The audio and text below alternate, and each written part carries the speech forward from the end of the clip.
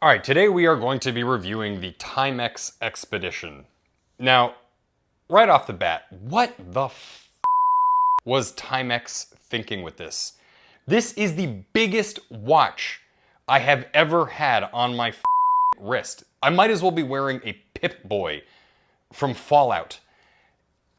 There's no need to compare. I mean, look at this. Like, this is an Instinct Solar 2, which is in and of itself already a beefy watch. And the Timex Expedition is bigger, and for no reason. It's not like it has fancy things like charging capabilities and heart rate sensors or anything like this. They just made it massive, and for God knows what reason. And then put shock on here, like to rip off like Casio. I don't know. This is an absolute train wreck from Timex. But let's go ahead and run through it here really fast anyway, just in case you're interested in buying it. Thick as hell, like, I mean, thick. Again, for, I don't know why, but whatever. Metal chassis, stainless back, and the pushers are classic Timex, and all is to say that they are good. They feel good to press. Watch band, even though it's as wide as, as a fucking tractor trailer, is very comfortable to, on the wrist. Feels good and kind of disappears on your wrist. Little metal clasp at the end, like that. All right, look, in an effort to be fair, I was a little hard on the watch because of its size. I may just not be the audience for this particular timepiece. I don't need a watch that eclipses my entire forearm. To be fair, I also don't really know if anybody that needs that either, or why you would even want that for that matter. I mean, this thing is just so big, it's just liable to get dinged up, get in the way. I mean, it doesn't matter how big your arm is. I mean, this thing is just too big.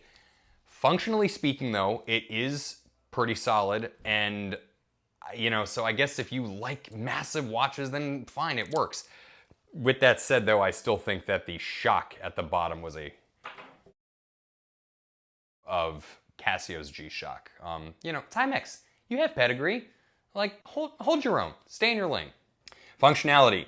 You got the clock. You've got a second clock. You got a chronograph, timer, hydration reminder, alarm 1, 2, and 3. The settings menu allows you to take away all of these, which I think is pretty clever, basically meaning if you don't use any of those features, you can remove them.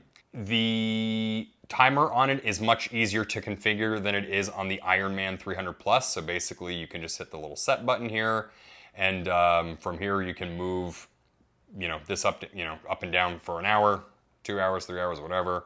Go next, make that 2, make that 0, whatever. What do you want to do at the end? Do you want to stop or repeat it?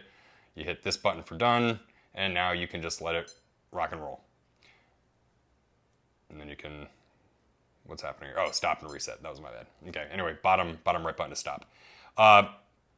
Middle button, Indiglow, press and hold, turns it into night mode, basically meaning that any function you use will then activate the light. I love that. Some people don't like that on Indiglow. I don't know why. I love it.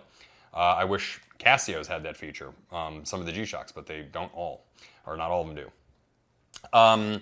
Chronograph, a little bit weird, but overall okay. So you start it like that, whatever, start, and then you stop. Now, in order to stop the chronograph, or rather, in order to reset it, you have to press and hold the bottom right button, which is a little cumbersome, but overall not too bad. I think that flows fairly well. Again, a lot better than the Ironman T300 Plus. And then you have just the alarms and the hydration reminder. That's pretty much all that is on this watch, which then once again begs the question why they made it so big. I genuinely cannot understand this. I mean, the Instinct Solar has so much more stuff built in. Solar charging, Wi-Fi, Bluetooth, all that. I mean, whatever. Timex seems to have an identity crisis problem lately. Anyway, that was the quick, violently fast run-through of the Timex Expedition. Big pass from me on this. If it was half the size, it would be very handsome. It would look good. It's just too goddamn big. But, whatever. Anyway, Timex Expedition.